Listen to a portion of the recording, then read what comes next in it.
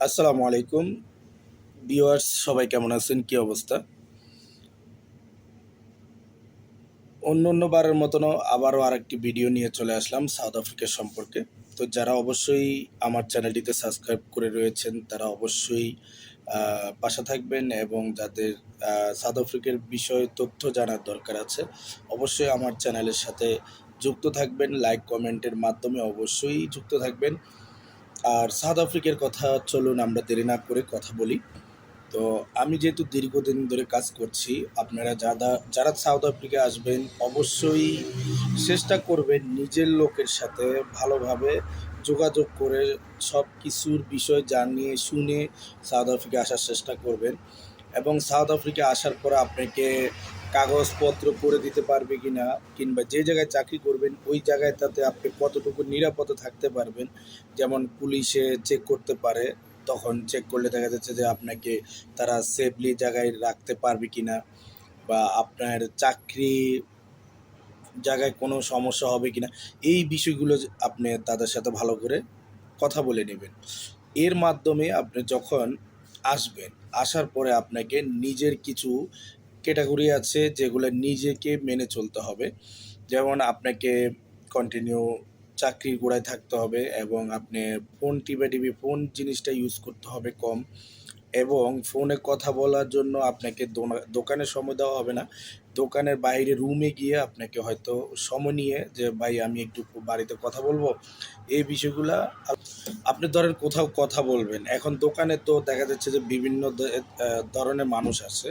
তো আমরা যেহেতু এই দেশের ফরেনার, তো আমাদের আমরা যদি তাদেরকে রেসপেক্ট না করি, তারা যদি দোকানে আসছে আমরা যদি হাই হেলো না করি বা কেমন আছে যদি জিজ্ঞেস না করি, তারা মাইন্ড করে। তারা মনে করতেছে যে তারা মনে হয় সুন্দর, আমরা কালো। হ্যাঁ? মানে এরিয়া বুঝে। অনেক জায়গায় কালো আছে, অনেক জায়গায় সুন্দর আছে। অনেকে এই মাইন্ডগুলো ভিতরে নিয়ে নেয়। তখন আপনি কি বলবেন?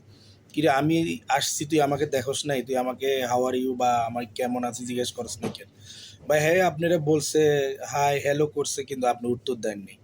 তখন আপনাকে সাথে, সাথে রিঅ্যাক্ট করবে। আপনাকে বকাবকি করবে বা কিছু বলবে। তো চেষ্টা করবেন আপনার মন মানসিকতাগুলো ওইভাবে তৈরি করার জন্য, যেন একটা মানুষ আসলে তাকে কিভাবে কথা বলতে হবে, তাকে কি বলতে হবে, এই বিষয়গুলো আপনাকে মন মানসিকতা রাখতে হবে। আপনি ফোন নিয়ে ব্যস্ত থাকলে কিন্তু এই দেশের মানুষ মাইন্ড করে। আমার দেশের মানুষের মতো নয় যে আপনি সারাদিন মোবাইল টিপলেন, আর আপনাকে মোবাইল টিপে নিয়ে বকাবকি করলে আপনি এই বলবেন, সেই বলবেন, চাকরি করবেন না, চলে যাবেন। তখন আর বলতে পারবেন না। তার জন্য আপনাকে এই বিষয়গুলো আপনাকে অবশ্যই লক্ষ্য রাখতে হবে। কেননা আপনি চাকরি করেন। আপনি কিন্তু বস না। যখন আপনি মালিক হবেন, আপনার ভাষা বুঝবেন, কাস্টমারের সাথে কথা বলবেন, আপনি এই দেশের কালচার বুঝে ফেলবেন, তখন কিন্তু আপনি ক্যাশে বসে দোকানদারি করতেছেন, মোবাইল টিপতেছেন, কাস্টমার আসলে বিদায় করলেন, তখন সমস্যা নেই। কিন্তু আপনি যখন এরিয়াতে নতুন আসবেন তখন কিন্তু আপনাকে সবাই টার্গেট করবে, আপনি নতুন। আর তখন যদি আপনাকে দোকানে যদি নতুন অবস্থায় পায়, তখন দেখবেন যে আপনাকে ব্ল্যাকমেইল করবে। যেমন চুরি করতে পারে, আপনাকে ক্যাশে ব্যস্ত রাখবে। দোকানের ভিতর থেকে আপনাকে আ আরো কিছু লোকে এটা নিয়ে যাবে চুরি করে। কিন্তু আপনাকে ২ টা লোক আপনাকে কাউন্টারে ব্যস্ত রাখছে, আপনি বুঝতে পারবেন না। তার জন্য সবসময় এই দেশের মালিকরা আগে বলে, আপনি আগে দোকানদারি শিখেন, তারপরে ফোন টিপেন, কথা বলেন, সমস্যা নেই।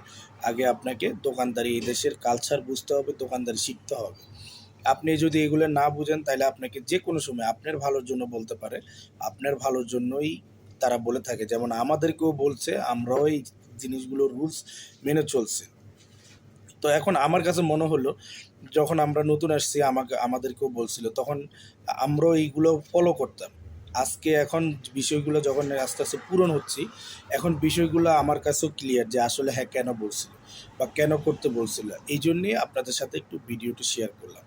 অবশ্যই ভালো লাগলে ভিডিওটি সাবস্ক্রাইব করে আমার চ্যানেলটি সাবস্ক্রাইব করে লাইক, কমেন্ট করে অবশ্যই পাশে থাকবেন। আর সাউথ আফ্রিকা সম্বন্ধে যেকোনো বিষয় জানতে চাইলে অবশ্যই কমেন্ট করবেন। কমেন্ট বক্সে অবশ্যই কমেন্ট করে যাবেন। ইনশাআল্লাহ আমি রিপ্লাই দিয়ে আপনার সাথে কথা বলব ইনশাআল্লাহ। ভালো থাকবেন। আসসালামু আলাইকুম।